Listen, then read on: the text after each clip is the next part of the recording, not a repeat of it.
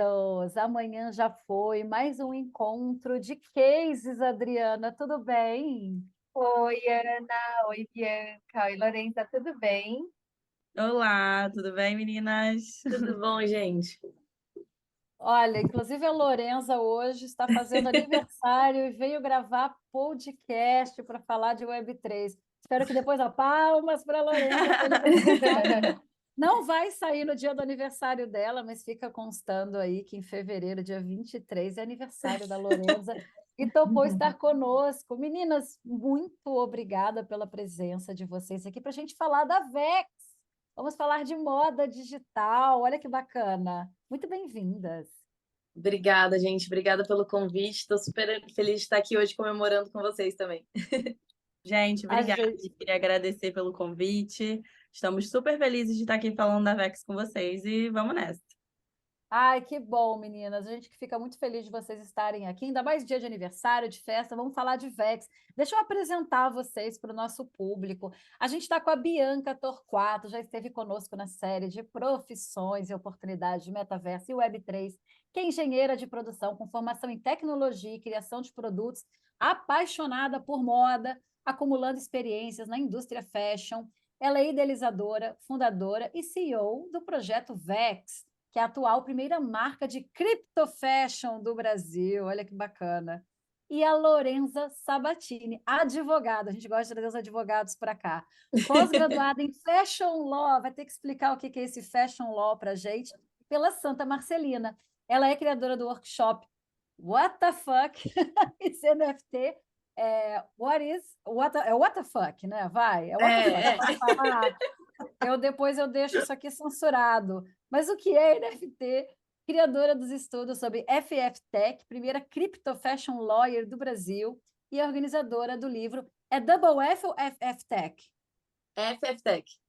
Então, ótimo. Organizadora do livro FF Tech, Nova Indústria Fashion. E os criptoativos encontram o direito. Ela é CCO da Vex, a primeira marca cripto fashion do Brasil. E elas vão falar sobre todas essas coisas novas. A gente tem engenheira de produção, a gente tem advogado. Eu nem sabia que dava para relacionar aí moda, fashion law e what the fuck, NFT. Meninas, para a gente começar a nossa conversa, é sempre uma pergunta clássica que a gente faz. Como que foi o primeiro contato de vocês com o Web3, metaverso, NFT? Qual foi o primeiro momento que vocês esbarraram com essa nuvem de palavras que está aí na Web3? Se a gente quiser começar... Vamos começar com a Lorenza, que é aniversário dela? Eu vou fazer diferente. Lorenza, seu primeiro pedaço de bolo, eu vou entregar para você. Bianca, você Obrigada. deixa? Então, vamos lá, né? Meu primeiro contato com o mundo do cripto mesmo, assim, com Web3, com criptativos, enfim, foi em 2017, se eu não me engano, 2016, 2017. Influenciada pelo meu namorado, que na época começou a dar uma olhada nisso para querer investir. Eu comecei a achar legal. Falei, cara, o que é essa doideira toda, né? Essas moedinhas que não existem, né? Na época eu fiquei meio confusa. Então foi mais ou menos assim: vou fazer isso como uma forma de investimento. E aí, alguns anos depois, em 2021, 2020, quando eu estava na pós-graduação, um professor soltou no ar, assim, falando: ah, gente, tem um negócio aí que, tipo, tem umas fazendas de mineração aí, tipo, o cripto tinha dado uma esquentadinha já, e aí ele meio que passou por cima disso.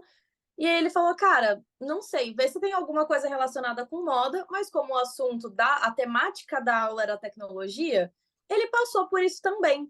Eu acho que na época tinha algum país que tinha começado a aceitar cripto, então o tema estava meio em alta, assim. Só que não tinha nada ainda, tipo, super relevante sobre NFT, sobre metaverso, porque não tinha tido aquele boom ainda, né? E eu comecei a ir atrás de ver como que isso se relacionava com a moda, né? Que era o meu elemento de estudo, sempre foi minha paixão. Minha paixão sempre foi direito e moda, e aí eu juntei com tecnologia. Então, quando eu comecei a estudar sobre isso, eu falei, cara, é aqui, me encontrei. E aí comecei a falar sobre NFT e moda e inserir isso no universo jurídico, que foi uma coisa completamente maluca, porque na época ninguém estava entendendo nada do que estava acontecendo. E aí em 2021, e aí, em 2021, quando veio o boom dos NFTs, graças a Deus, foi logo um pouco depois que eu apresentei o meu TCC, ali um pouco, não lembro se um pouco depois ou na mesma época, Mas eu lembro que as pessoas falaram, ah, é disso aqui que ela tá falando. Eu, sim, acharam, é aqui, ó, é disso aqui que eu tô falando.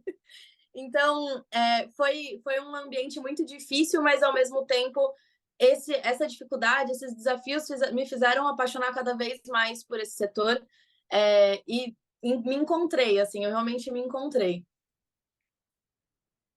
Que legal. Bianca, e você, Bianca? Como que a Web3 surge na sua vida? Duas apaixonadas por moda. Adoro. É muito engraçado, porque nós duas amamos moda e de maneiras diferentes, e a gente se expressa também de maneiras diferentes, e a nossa trajetória foi diferente, né? Isso é muito bacana.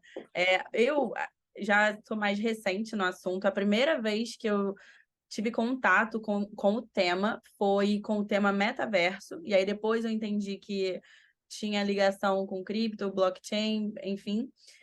Lá em 2021, mais ou menos, eu estava trabalhando num grande grupo de moda e eu era da área de inovação e tecnologia.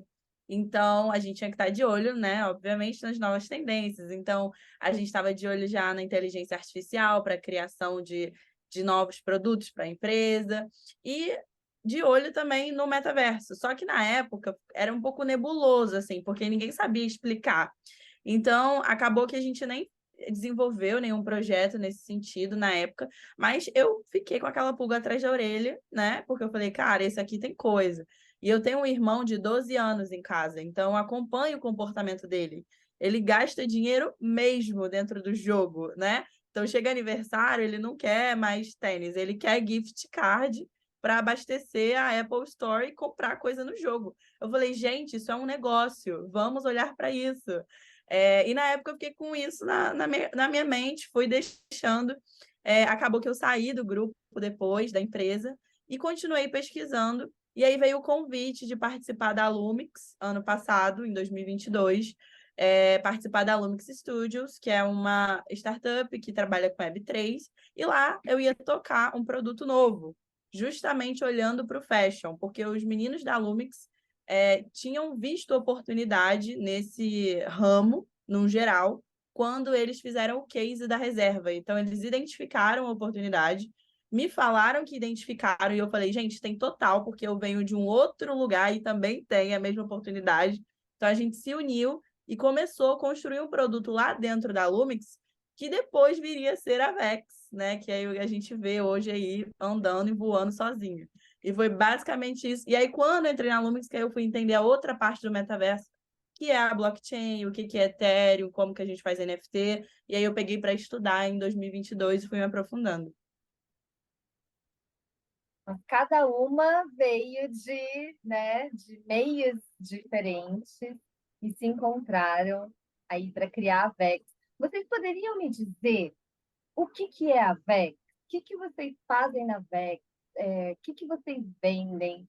Como que vocês estão atuando? Porque é muito diferente, né? Um tipo de empresa que aqui no Brasil a gente ainda não tem muitas, ou não tem, né, na verdade. E se Sim, vocês pudessem explicar um pouquinho para as pessoas que estão ouvindo a gente. maravilhoso. Eu vou explicar o que a Vex como que ela veio ao mundo, porque esse ano a gente mudou o posicionamento da Vex e a gente vai aproveitar, inclusive, essa oportunidade para falar para vocês. E aí eu acho que a Lô, mais que ninguém, pode explicar muito bem, que ela faz isso muito bem. Vou explicar o que a Vex era ano passado e como que o mercado enxergava a gente até então. A gente se inspirou muito em cases internacionais de moda virtual e trouxemos isso para o Brasil. Por quê? Existem alguns universos a serem explorados, tais como o game, né, que eu já citei, um mercado também muito forte, vem aí, que são os influenciadores virtuais também. É um mercado que lá fora está super aquecido, tem influenciadora internacional que tem milhões de seguidores, milhões e milhões de seguidores, vai no tapete vermelho e tudo. Então, tudo isso se linka com a moda virtual, né? E a experiência de consumo do cliente está cada vez mais imersiva, e isso é muito claro para a gente, né? Ainda, uma vez que a pandemia também acelerou muito a maneira da gente se relacionar com o mercado, né? Fazer tudo agora via app, via virtual. Isso aqui que a gente está fazendo, talvez a gente não tivesse essa ideia se não fosse todo esse advento que ocorreu. Então, tudo isso aqui abre espaço para uma nova demanda, que é a demanda de ativos virtuais, ativos digitais. E aí a gente criou a Vex para ser uma marca no começo, né? Para ser a marca do metaverso. A gente queria ser a primeira marca de roupa do Brasil que nasceu metaversificada, né? Hoje, muita marca nasce graças ao Instagram, a gente queria nascer graças ao metaverso. E aí, qual era a ideia, né? Vamos fazer NFT, que são roupas. Então, por exemplo, um moletom, que é um moletom feito no 3D, né? Uma peça 3D. Vamos publicá-lo na blockchain, então tornar esse moletom um NFT, para ele ter percepção monetária também, para as pessoas darem mais valor, porque se fosse só vamos tirar foto e postar, eu acho que não ia colar, né? E também as pesquisas que a gente fez mostravam isso para a gente. E aí, esse NFT, a ideia é que ele se integrasse com a maioria dos metaversos possíveis. Então, se você tem um NFT na sua wallet, de bolsa, sei lá, da Vex Pink, e aí você vai entrar no metaverso para participar de alguma ação, de algum evento lá dentro, você loga com a mesma wallet que você comprou o NFT, logo você terá a bolsa lá também. Essa era a nossa ideia, esse era o nosso modelo de negócio. E aí, nesse meio tempo, aí conheci Lorenza, né? Aí a Lumix resolveu spin-offar a Vex, a gente colocou a Vex para fora da Lumix para ela andar sozinha. A Lorenza chegou e a gente foi entendendo melhor o mercado. E aí, onde estamos hoje, né? Conta pra gente, Lô. Então, gente, Exatamente. Conta dessa é aquela, mudança. é aquela vida de startup, né, gente? Cada dia é um passo e uma descoberta, um passo e uma descoberta. E a gente vai entendendo melhor a proposta da Vex para o mercado e como o mercado também está olhando a gente. Essa parte toda que a Bi contou sempre foram os primeiros passos, mas a gente nunca parou de acreditar no principal objetivo, que é transformar a indústria da moda nacional. A gente quer ajudar as empresas, primeiro, a entrarem nesse ambiente tecnológico, porque facilita muitas coisas e dá uma entrega interativa para o cliente, para o consumidor também. Mas ajudar também com dores do mercado. E a gente viu que, até aquele momento, né, o que a gente estava fazendo ajudava na interação, mas a gente não estava conseguindo cobrir, de fato, alguma dor do mercado, alguma dor desses potenciais clientes da Vex, dos clientes que a gente já tinha. A gente falou, cara, tem tanta coisa que a gente pode fazer, vamos analisar, sentar e explorar essas dores, como a gente consegue auxiliar. E foi aí que nasceu não, né? Que surgiu praticamente, a gente pariu as nossas novas ideias. E esse ano a gente pivotou o projeto com 2 novos produtos principais. O nosso primeiro produto, e que a gente assim acredita com muito carinho nele, é a parte do digital. Então, a Vex hoje, ela, além de entregar a roupa no digital, ela entrega a roupa física também. Ela ajuda a marca a entregar a roupa física. Então, vamos supor que uma marca tenha uma ideia de uma coleção, a gente lança essa coleção no digital, a gente faz toda a análise para ver se a coleção tem algum problema, se não tem, se vendeu, se não vendeu, quanto vendeu, e a gente põe isso no mercado depois. Por que essa virada de chave nesse posicionamento? A gente está entrando em 2023, né, gente? E não tem como a gente falar de moda sem a gente falar de ESG e sustentabilidade. Não tem mais como a indústria da moda se esquivar desses temas e simplesmente fechar os olhos e falar, não, tá tudo bem, ano que vem a gente resolve, e jogar para baixo do tapete. Eu e Bi temos plena consciência de que a Vex trabalha em parceria com uma das indústrias que mais poluem no mundo. Então, assim, a quantidade de poluição, a quantidade de coisas que a gente vê, de escândalos que a gente vê relacionados à indústria da moda, são muito grandes. Então, qual que era a nossa proposta? Cara, o primeiro passo que a gente tem que fazer é auxiliar as empresas a olharem para isso de uma forma interativa, verem isso como um benefício e não só como um panfleto. Olha aqui que legal no meu panfletinho, eu sou sustentável, que bacana. Não, vamos colocar isso em prática. Só que colocar em prática de uma forma inteligente, viável, que dê lucro, porque vamos combinar que toda empresa nasce para dar lucro, né? A gente precisa também dar esse retorno. Então, de uma forma viável, inteligente, que dê lucro e que seja rápida e eficiente. Porque o mercado de moda, ele não espera. As coisas no mercado de moda, elas acontecem muito rápido. Então, quando a gente pensou em tudo isso, a gente falou, cara, Web3 e moda a gente sabe que é o casamento perfeito. Web3, moda e sustentabilidade é um pilar que a gente consegue construir para estabelecer uma base nova para a indústria da moda.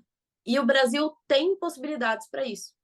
Então, dentre os produtos que a gente vai lançar esse ano, tem um que a gente ainda não pode contar, que tem muita coisa ainda, mas assim que ele for lançado, a gente volta aqui para contar para vocês. Mas o primeiro passo que a gente deu esse ano aí pivotando o nosso projeto é trazer essa questão do digital, é trazer o que vai além do digital, é trazer a experiência física das marcas para os clientes das marcas. E a gente consegue fazer tudo isso através do nosso marketplace, que é aí que entra a parte interativa e super bacana. Por que a gente faz isso?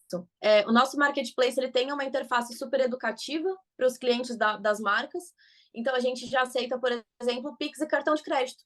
Então, uma pessoa que não está, por exemplo, tão se identificando tanto ainda com cripto, esse negócio de comprar Ethereum, comprar cripto e para fazer a compra, consegue fazer facilmente com o Pix e com o cartão de crédito e adquirir um NFT, que às vezes vai ser o primeiro passo da pessoa ali na Web3. Então, a gente faz todo esse trabalho de estruturação, manda todos esses dados para a marca, com a finalidade de a marca não precisar se estruturar internamente para fazer isso. Então, a gente acaba curando dores sequenciais do mercado. A gente consegue vender o NFT, vender a sustentabilidade junto, construir políticas de ESG e ainda educar o público brasileiro sobre a Web3 com calma, né? Com baby steps ali. Gente, a Adriana deve estar ali salivando que nem eu. A gente é muito ligada também. A gente tem sido muito feliz nas conversas. Primeiro, é muito interessante vocês fazerem, né, essa pivotagem, porque na verdade é um campo de experiência, né? A gente não tem fórmulas prontas para nenhum tipo de negócio na Web3. E como ela casa muito bem, né, com noções de sustentabilidade. Depois eu sei que a Adriana vai querer perguntar mais da parte digital, né? O quanto a gente pode resolver uns problemas. E sim, o ESG é o tema da década. Eu tenho também um projeto de ESG que eu entrei agora numa Legal. competição. Eu adoro, só que eu estou olhando para uma parte de software, olhando os reports e tudo mais. Então, a gente está muito ligada na temática de ESG. Só que eu mesma percebo muitas vezes, quando eu vou falar de Web3, vou falar de ESG também, né? Interrogações para todo lado aparecem. Então, eu já ia perguntar como tem sido a aderência, né, das marcas, das empresas, para um projeto desse tipo, né? Porque vocês já trabalham muito bem o onboard, você já falou bastante desse onboarding para as marcas e tudo mais. Mas e aí, quando a gente chega e começa a falar desses temas para as empresas, tem sido mais fácil? Tem sido mais difícil? O que elas estão achando? Elas ficam, deixa eu pensar sobre isso, ou nem quer falar de novo, fala, cara, isso é sensacional, porque você já está olhando as dores, mas uma coisa é olhar a dor e o cara saber que ele tem aquela dor, né? É muito difícil esse mundo. Como tem sido para vocês essa parte? Vai, Lu, você que é Olha, eu nossa, sei que Posso falar? Posso falar? vocês Beleza. podem ficar à vontade, nossa vocês vão CTO falar. aí, lida com as marcas. A Lu tá de frente, assim, nesse nosso relacionamento, né? Então, ela consegue falar bem aí sobre. Então, a gente vê cada vez mais as marcas assumindo esse posicionamento. Falar para vocês que, assim, às vezes a gente vê uma resistência maior em cima do tema Web3 do que em cima do tema ESG. Porque as marcas de moda, elas já estão meio tipo, cara, as pessoas estão cobrando a gente. Hoje em dia, a gente tem a responsabilização em cadeia, né? Então, não tem mais, por exemplo, como a marca de moda tá na sua linha de produção com trabalho escravo, por exemplo, e falar, eu não sabia, é do meu terceiro. Não, você tinha que saber. Isso era uma obrigação tua saber quando você contratou o cara. Então, esse tema é um tema que, para as marcas de moda no geral, já está muito certinho. Então, agora, o nosso desafio está sendo, principalmente, mostrar para eles como a Web3 junta com esse tema e a gente consegue fazer uma coisa diferente. Então, não está tendo mais uma resistência do tipo, não, nossa, não quero nem saber disso. No ano passado rolou um pouco de algumas marcas, sim, porque rolou FTX, né? É um mercado que não subia nunca. E a gente teve essas dificuldades, né? Porque a gente sabe que a gente trabalha com mercado volátil, mas a maioria das empresas ainda não. Então, deu uma assustada, mas a gente está vendo que, aos poucos, as pessoas estão entendendo como esse mercado funciona. Então, hoje, eu vejo que a resistência acabou, mas as pessoas estão começando a querer entender de novo. Agora que o susto do ano passado já passou, e o mercado está voltando a reaquecer, os projetos estão voltando a aparecer. Isso traz um pouco mais de segurança para quem está no board de uma empresa gigante, de repente tomar uma decisão grande também, né? A gente sabe que é uma decisão que vai movimentar a mídia, que vai movimentar muitas coisas ao redor, né? Não é uma mera decisão de ESG, é uma decisão de ESG que vai mexer no marketing, que vai mexer na forma de venda, que vai mexer, enfim, em um monte de coisa. Mas a gente acredita muito nisso. Então, de resistência, eu estou vendo uma diminuição muito grande, muito boa, mas ainda existe um medinho, não vou nem falar que é resistência, é um medinho. Mas cada vez mais está melhorando, assim, e principalmente nas empresas maiores, porque a gente está vendo uma abertura grande para conversas. Às vezes eles já chegam para a gente com ideias de projeto, o que é muito legal, porque quer dizer que lá dentro está rolando essa conversa. Então, assim, do ano passado para cá, do meio do ano passado para cá, eu estou vendo realmente uma calmaria um pouco maior nos boards para começar a ter essa conversa de novo. Ai, que legal saber disso. A gente sabe que no exterior esse mercado já está bastante mais avançado, né? Sim. Eu e a Ana fomos estudar o case da Forever 21, né? Que eles Uhum. têm um case muito legal eles têm uma loja dentro de um dos metaversos, né? E eles vendem produtos digitais para os usuários e eles fizeram essa ação digital muito forte. Eles criaram até campanhas dos twins, você tinha uma roupa dentro do metaverso que era igual à roupa que você podia comprar na loja física, né? Isso é muito legal. E na Sim. ocasião, foi a primeira vez que eu me deparei com os benefícios reais da moda digital. Que é, por exemplo, a ausência de estoque para as roupas, você não precisa estocar, você não tem devolução das peças, você não tem avaria, você não tem que jogar as roupas fora no final, né? Enfim, diversas benefícios e além também do que o custo de produção de uma peça no metaverso é infinitamente, é muito mais escalável, né? Você tem o custo, no exemplo do case da Forever 21, ele falou que custou $5 para fazer um gorrinho que eles venderam que nem loucos.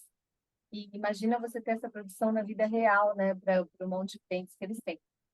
E daí eu fiquei pensando, legal isso no metaverso e tem muita gente, principalmente a geração Z dentro do metaverso, usando esses ativos digitais.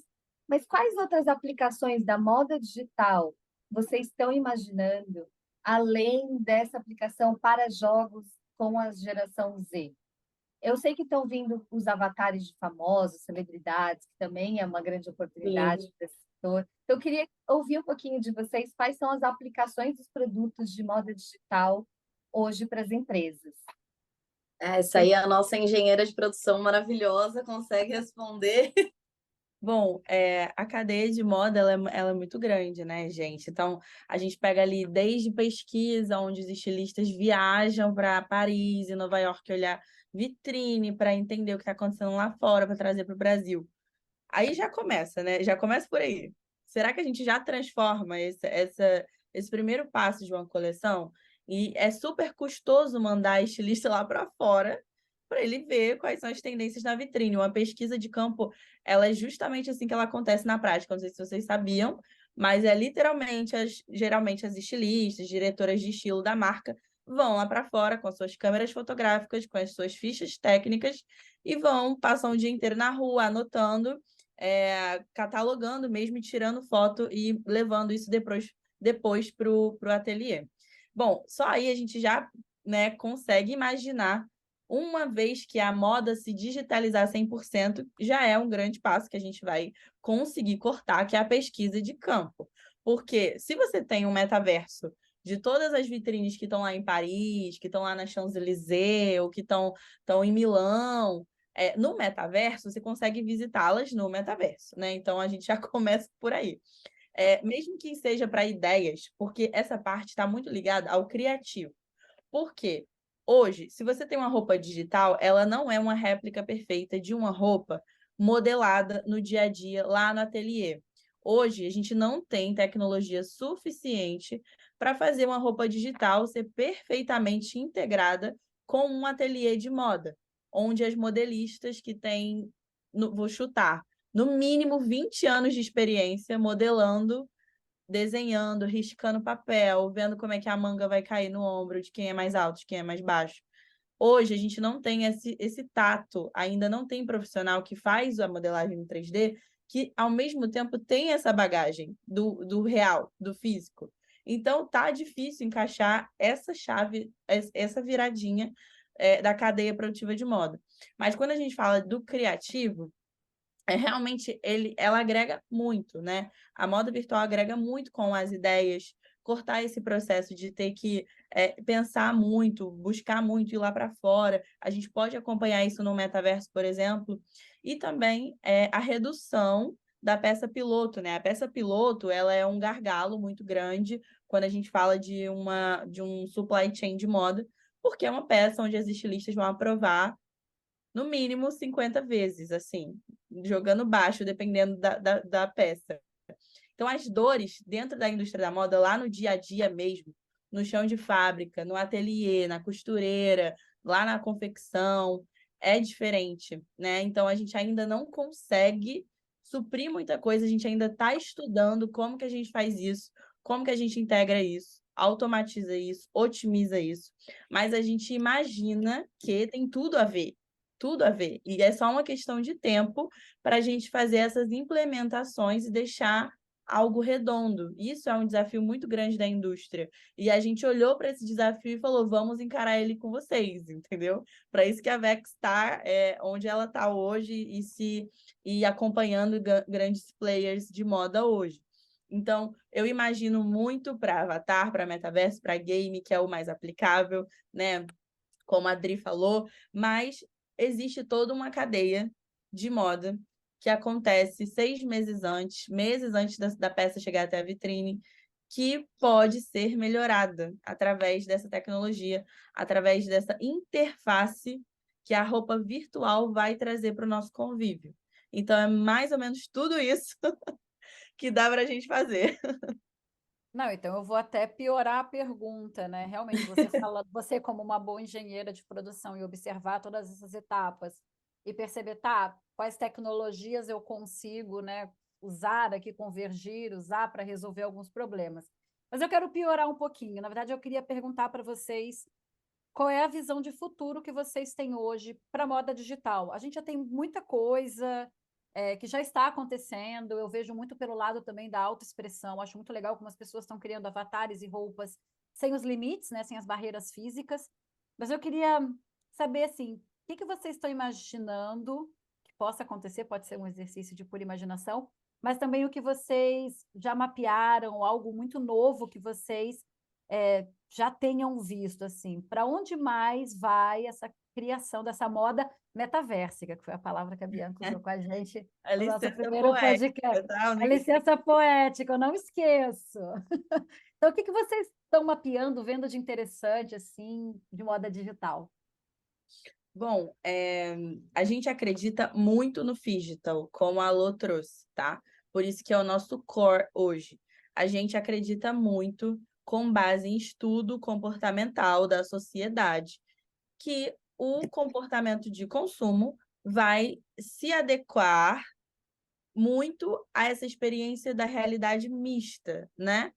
Então, vai chegar num momento em que a gente não vai mais ter essa percepção diferente de valor entre o que é virtual e o que é físico. E sim unir esses valores, né? Então, não pode ser que não seja ano que vem, pode ser que seja daqui a 10 anos, né? Pode ser que, enfim, a gente não sabe.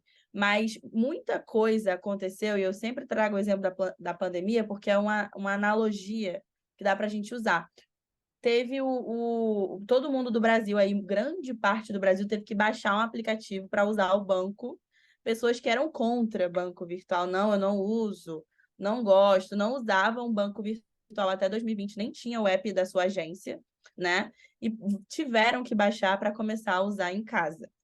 Isso acelerou muito essas pessoas e não desfez. Hoje voltou, né, ao nosso dia a dia e as pessoas estão super acostumadas a usar o banco. Então, para elas, nunca na vida que isso ia ser um negócio virtual, digital, e hoje é misto mesmo. Elas têm o aplicativo do banco no celular delas e quando elas precisam, assim, algo muito extremo, elas vão lá na agência do banco delas. Então, a gente acredita que isso vai acontecer com os itens de moda. Vocês trouxeram o case da Forever 21 e a gente enxerga esse case como a receita do bolo. Por quê? Tem até uma vez eu li um tweet de um famoso, que eu esqueci o nome, mas ele falava assim, imagine um mundo onde você vai acordar e vai ter uma notificação no seu celular da sua marca preferida que lançou um item exclusivo no metaverso, na blockchain que seja, para você dar uma olhada e comprar se você gostar. Você vai lá e compra. Você gostou, você achou legal o gorro, né? Que foi o caso da Forever 21. Quando você comprou, você achou que era para você ter ali no filtro do Snapchat ou para brincar na rede social. E, na verdade, era um teste de aderência àquela peça lá para o comercial da empresa. Então, agora que eles gastaram só $500 para fazer uma peça piloto, aí sim eles vão colocar $50 mil para fazer a coleção completa. Então, a gente acredita muito nesse digital mesmo. As pessoas não vão deixar de se vestir no físico, é impossível. Mas elas vão começar a dar uma percepção de valor maior para o que é virtual e digital. E a gente quer trazer isso com a Vex também, por isso que a gente olha que esse é um dos pilares do futuro da moda muito em breve. Eu acho que é assim, gente, além da questão da produção puxada, né, que é essa questão que a Bianca trouxe de você vender o digital e aí você analisa se a coleção deu certo ou não, você tem porque assim como a Adriana trouxe, tem peças, dependendo da marca, quando a peça não vende, gente, eles ficam tentando vender todo ano, e aí chega uma hora que, tipo, simplesmente não adianta mais tentar vender. E esses dias eu passei por uma experiência em uma loja de fast fashion no shopping, que eu falei, cara, eu não acredito que essa blusa ainda tá vendendo. Entrou no saldo uma blusa que eu queria muito, um blusão, já faz 3 anos que lançou a coleção, e ele todo ano. E assim, são sempre as peças ou muito PP ou muito GG, porque foi o que sobrou no estoque e eles estão tentando o tempo todo vender. Então, e eu falei, cara, já é o 3º ano seguido que essas peças estão, tipo, entrando de novo. Só que o que acontece quando essa peça não dá mais para você colocar lá na loja? Ou porque ela estragou de um ano para o outro, ou alguma coisa assim. Ou queima, ou vai para o lixo. Isso vai gerar um gasto. Nenhuma marca vai pegar isso, vai fazer uma doação. Eles não têm nem como, às vezes, fazer isso. Hoje a gente está vendo cada vez mais entrar ali o second hand, que a gente também consegue ajudar com Web3, mas a gente também está vendo a entrada do second hand com parcerias, né, entre marcas de fast fashion e brechós para conseguir fazer tentar dar uma minimizada. Mas uma das coisas que a gente também acredita muito é o seguinte: a gente veio de 2 gerações aí que a gente está vendo que nasceram sem internet e a internet veio durante a vida, ou nasceram com o mínimo de internet e está se adaptando com mais internet. Mas a gente vai ter que entender que o que está vindo agora, Z para frente, essa galera nasceu com isso. Cresceu com a internet. Gente, o meu sobrinho outro dia tentou bater a mão na tela da televisão para pular o anúncio do YouTube. A filha do meu amigo achou um absurdo que televisão aberta tem propaganda e não dá para pular. Então, assim, essa galera tá construindo. Para eles não é tecnologia. Não, para eles não é tecnologia. Não é o normal. Eu estava num debate sobre isso. A diferença de um iPhone para mim e um vaso sanitário. É sério, o vaso sanitário já foi uma tecnologia. Para quem não conhecia o vaso sanitário, falou, nossa, que resolve um problema. E resolve um problema, né? Fala, caramba, é tecnologia. Então, realmente, essa geração que chega. Eu tenho um exemplo que eu sempre, quando estava falando, a Bianca estava falando de aplicativo de banco. Gente, eu sou da geração que isso aqui tudo era mato, né? Eu ficava 3 dias para baixar uma música pelo Napster. Eu vivi esse mundo do que era essa internet, Adriana idem. Não sei vocês, tá? Não julgo ninguém a idade, mas eu falo da minha. E eu lembro do pavor da minha mãe, dizer assim, como assim eu vou pagar uma conta pela internet? Isso não Sim, existe. Gente, alguém paga alguma coisa sem ser pelo telefone? Eu não pago, até porque eu não estou no Brasil. E eu tenho que pagar nem minhas eu. coisas do mesmo jeito. Eu não vou a banco, não vou dizer que há anos, porque aqui em Portugal eu precisei ir ao banco, que é uma experiência horrível, É né? péssimo, é É péssimo. horrível. Se o atendimento do banco fosse igual ao atendimento do aplicativo roxinho, era muito melhor, porque ele é Exato. muito rápido. Ele é rápido, ele é informal, ele não faz E você perguntas faz o que você estúpidas. precisa, né? Exatamente. Então, assim, existe essa atualização de comportamento. Tipo, hoje minha mãe fica no tablet dela, olhando lá o Pinterest, porque a rede social dela é o Pinterest, né? Enfim. Mas ela era uma pessoa que não aceitava banco. Eu lembro de ir com um monte de papel, boleto, cara, e ficar do lado da minha mãe no caixa eletrônico. Eu falei, gente, que coisa estúpida, né? E realmente, para nós não faz sentido nenhum.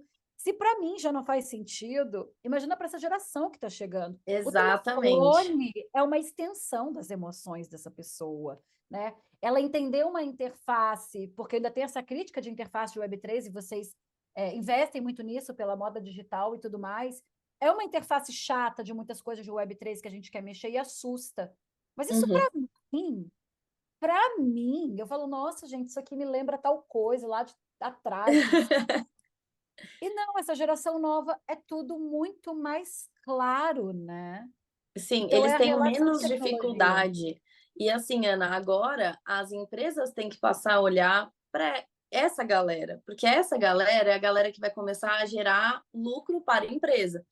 E essas pessoas estão começando a entrar nessas empresas, trabalhar nessas empresas. A gente está vendo aí empresa, por exemplo, de game, vai, que é super disruptiva, empresas fashion também, contratando gente de 16 anos. Porque essa galera é muito boa no que faz. Ou seja, o que eu vejo de disrupção e o que eu e a Bia a gente tem de entendimento para o futuro é exatamente isso. Cada vez mais as coisas vão ser mais tecnológicas, porque o público que consome vai ser mais tecnológico. Então, hoje em dia, a gente está vendo esse meio a meio, a gente está vendo viu uma resistência inicial, viu? Assim como a Bia falou do banco, a gente viu várias resistências iniciais com tecnologia que a galera que está começando a consumir agora não vai ter. E eles vão demandar por tecnologia, eles vão demandar por transparência, eles vão demandar por sustentabilidade, porque são pautas que a geração que está vindo agora já tem na cabeça. Então, o que a gente vê para o futuro é essa questão do digital, a gente acredita muito nesse momento para agora. A gente realmente acha que as empresas, pelo comportamento social, mas até pelo comportamento da própria empresa, né? Como causar menos dano, como gerar mais lucro, reduzir custo de produção, enfim, a gente vê um caminho legal sendo trilhado, que agora é um panfleto tecnológico, né? Mas que daqui a um tempo vai ser o normal. Porque se você não fizer isso, é aquele negócio do adapt or die, né? Se você não fizer isso, daqui a um ponto vão falar, cara, como que você não tem isso? Quantas vezes a gente não se irritou de querer comprar alguma coisa e não ter Pix? Ou não ter maquininha de aproximação, você tem que enfiar o cartão e colocar a senha. O quanto isso é irritante hoje. Então, assim, são coisas que, conforme a sociedade vai mudando, beleza, a gente vai se adaptando, mas os jovens adultos não são como nós. Eles já nasceram com a tecnologia, eles vão demandar coisas diferentes. Sabe uma coisa que eu fico pensando? Por exemplo, hoje eu descobri recentemente que o Zoom tem essa opção de você pôr um batom da cor que você quiser. Isso daqui, esse batom que eu tô coral, é do Zoom. Não é, eu não tô de Caramba, batom. É, legal. Perfeito, né? Não ficou ótimo?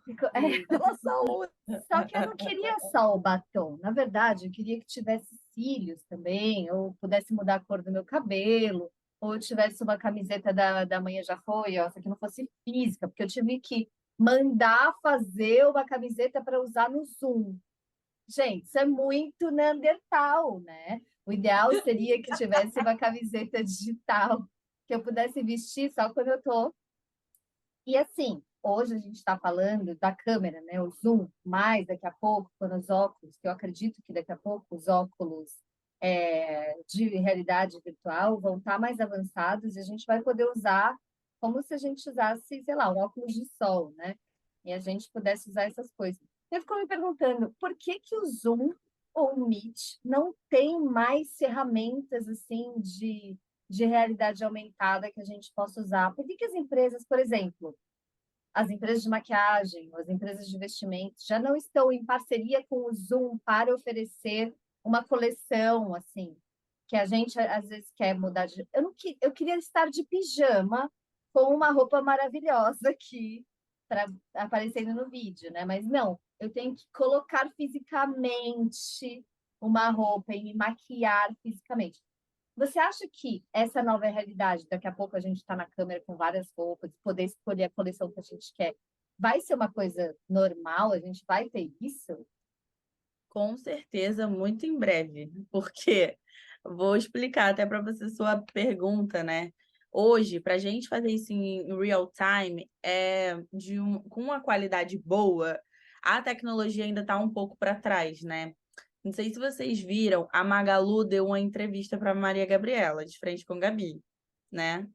E era assim, era ao vivo, mas era editado, porque não tem hoje tecnologia assim escalável que faça um ativo virtual se mexer perfeitamente ao vivo.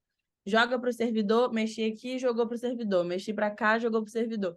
É difícil, essa tecnologia ainda está em desenvolvimento.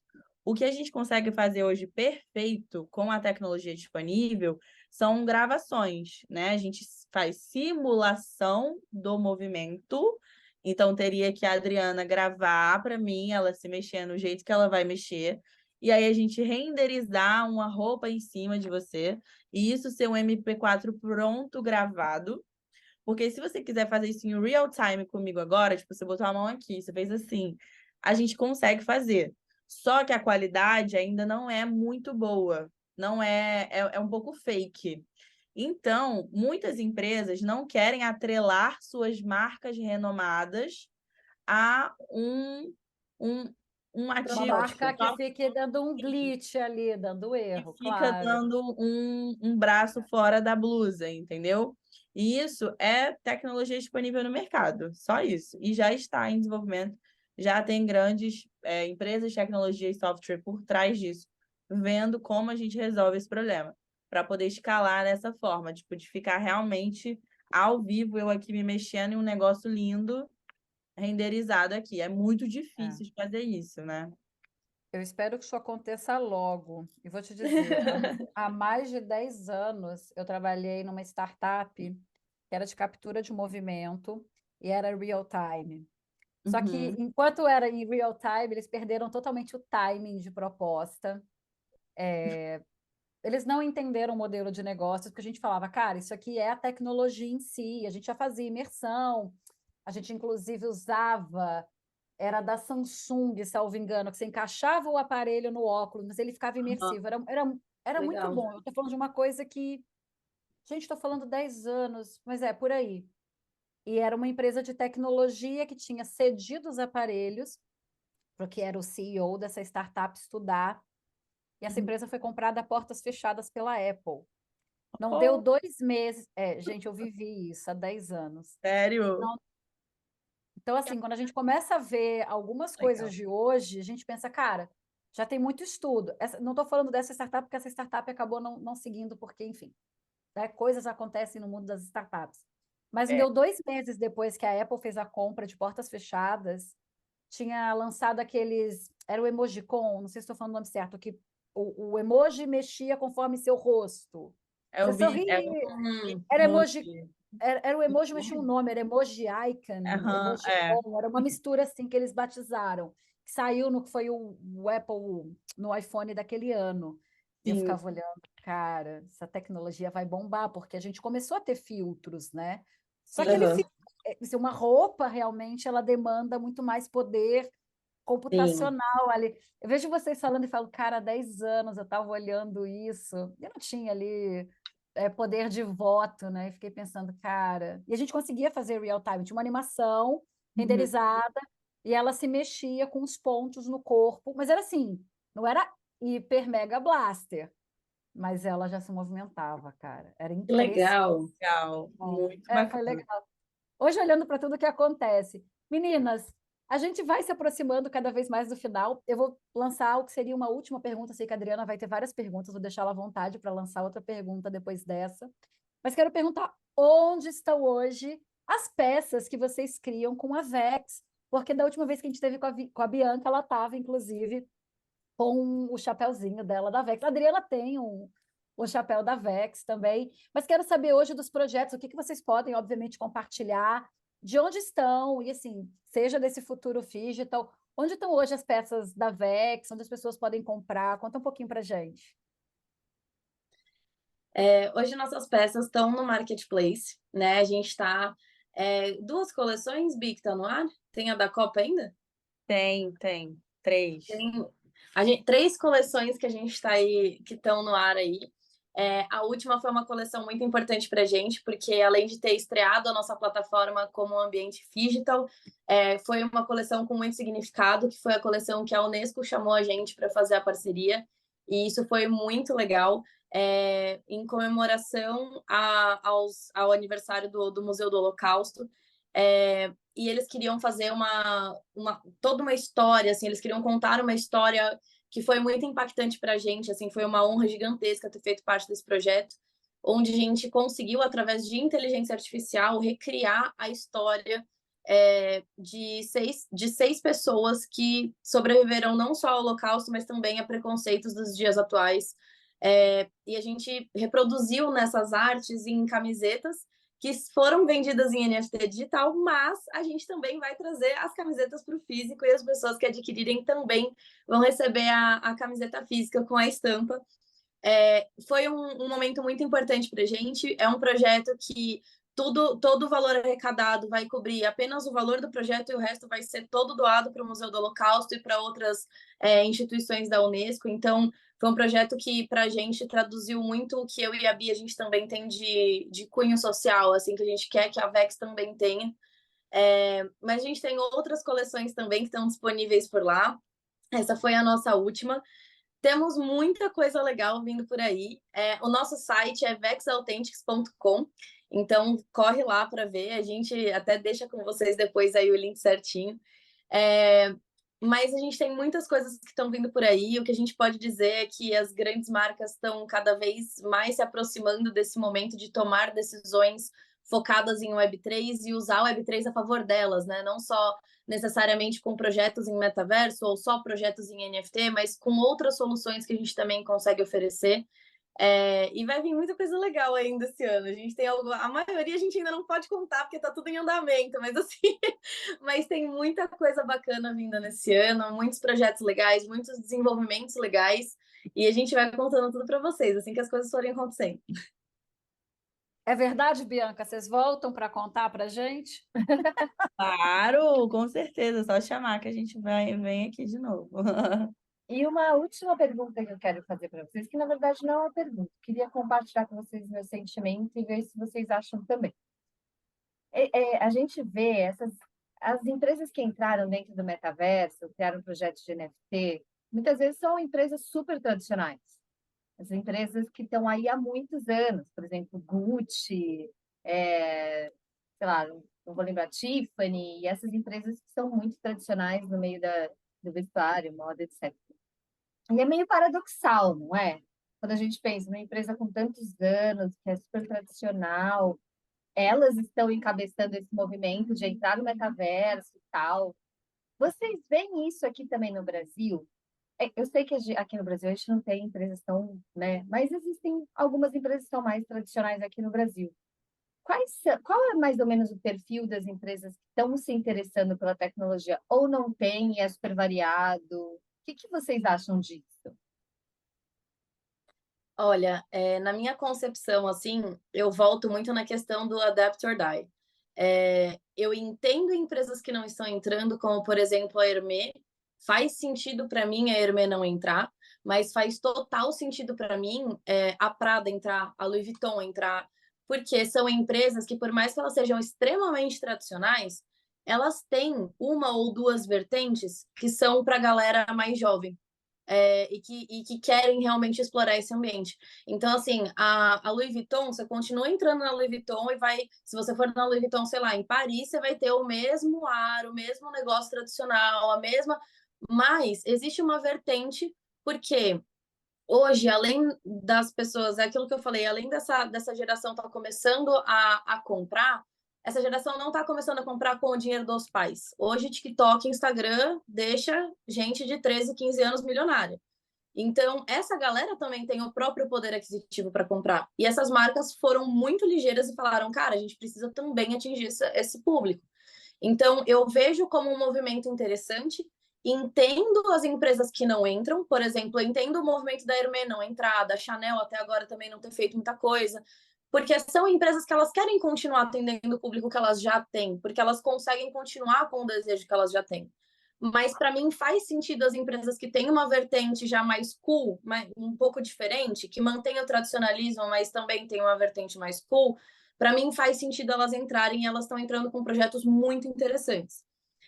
Sobre o Brasil, nesse momento de criação que a gente está engatinhando, eu não vejo muito padrão. Não sei se a Bi vai concordar ou discordar comigo, mas assim, a gente vê empresa aí que tem 40, 50 anos chegando para conversar com a gente vê fast fashion, vê empresa pequena, designer autônomo. Então, para a gente está chegando uma pluralidade de pessoas que estão minimamente tentando entender. Algumas já chegam com ideias de projeto para a gente maturar, e outras chegam falando, vamos fazer, nos ensinem como. Então, tem vários perfis agora que a gente está em momento de construção, né? Então, esses perfis, eles ainda estão se alinhando. Talvez daqui uns 5 anos, não sei, isso se estabilize e uma galera fique, outra galera veja que não estava no momento ou não queira seguir, o que eu duvido um pouco. Mas eu acho que talvez se estabilize um pouco daqui a alguns anos. Mas nesse momento de discovery do que é Web3 e como a gente consegue trabalhar, chega de tudo. Exato. Eu acho que quando a chave virar no Brasil vai ser rápido, porque eu considero as marcas brasileiras bem digitais, tá? Apesar de não parecer, que a gente sempre pensa que o Brasil sempre está um passo atrás, mas nisso, o consumidor brasileiro ele é bem antenado, né? A gente, só de comprar e vender no Instagram, a gente já está no digital ali. Tem muita marca que só existe porque o Instagram veio e deu um boom nela, né? Senão teria até fechado as portas se fosse depender do shopping. E, na verdade, vende horrores porque o Instagram lá da marca é super seguido. Então, eu acho que quando virar a chave vai ser rápido. Mas, por enquanto, todo mundo ainda tentando entender o que é isso, né? Quando eles entenderem que é algo que eles já fazem, né? Porque em loja, gente, você pega o dia a dia de uma loja dentro do shopping, você olha o WhatsApp das vendedoras, tem um monte de cliente falando: me manda foto da peça G, estampa amarela com verde, de costas no espelho com luz amarela. A vendedora vai lá, veste, manda para a cliente, ela fala: amei, tô pedindo um Uber Flash para buscar aí, me manda o link do PicPay. Você fez uma compra totalmente digital, entendeu? O que você vai fazer? Você vai deixar isso um pouco mais automático. Então, quando a marca entender que esse é o fluxo, a gente só vai levar para um outro ambiente mais automático, mais imersivo, aí vai ser rápido, na minha opinião, porque o comportamento brasileiro já é assim, né? A gente se adapta muito rápido. Então, eu Eu acredito. não falo mal do Brasil, não. Eu acho que a gente está muito avançado. Eu Acho que a gente está adoro muito meu avançado. país, gente. Aqui Ô, em Portugal, Bianca. desculpa, só para falar essa para a Bianca, que ela vai achar até graça disso. Aqui em Portugal, sabe como que as pessoas, lojas vendem muito bem, e eu estou falando de lives, assim, com milhares de pessoas para um país de 11 milhões, ciganos no Facebook. Caramba! Ciganos no Facebook fazem lives, e assim, aquela bagunça de araras, Igual ainda. não é uma coisa super produzida, é muito honesta, é true mesmo. Aham. Porque apareceu, às vezes eu ainda entro naquele deserto do Facebook e aparecem essas lives. Cara, são milhares de pessoas online só pedindo compra e só fica a outra menina do lado separando e mostra. Ah, é esse! Embala para vender. Vai me dizer que isso também não é digital para caramba. Eu acho genial. Não é o meu Super. ideal, mas é ótimo como Super. funciona, né? Sim, perfeito. Gente, e a gente... Opa, pode falar, Bi. Eu só ia Não, complementar que eles não pagam aluguel para isso, não pagam Exato. no shopping, não pagam luz, água, então é um ganho, né? E É um assim, ótimo o Brasil, negócio. gente, está muito, muito na frente. Assim, a gente já está vendo, por exemplo, a empresa que criou o Pix conversar com a MetaMask, que já é para ter uma interação com o Wallet. Então, a gente já está vendo essas conversas. E é engraçado porque, inclusive, meu pai descobriu isso quando ele viu a notícia só, porque ele também não sabia, que o Pix é nosso, né? O Pix é Brasil.